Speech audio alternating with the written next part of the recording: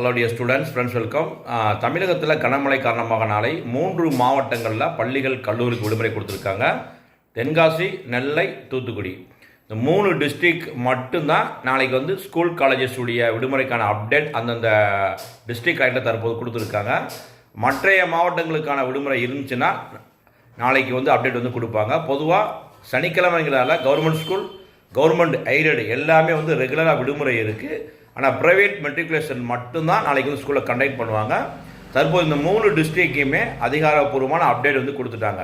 நெல்லை, தென்காசி, தூத்துக்குடி மாவட்டங்களில் நாளைக்கு school colleges எல்லாம் விடுமுறை. குறிப்பாக ஸ்பெஷல் கிளாஸை யாரும் கண்டக்ட் பண்ணக்கூடாது. ஏன்னா சென்னையில் சில ஸ்கூலில் கவர்மெண்ட் விடுமுறை கொடுத்த பிறகு ஸ்பெஷல் கிளாஸ் கண்டக்ட் பண்ணாங்க. அது என்கொயரி ஆயிடுச்சு.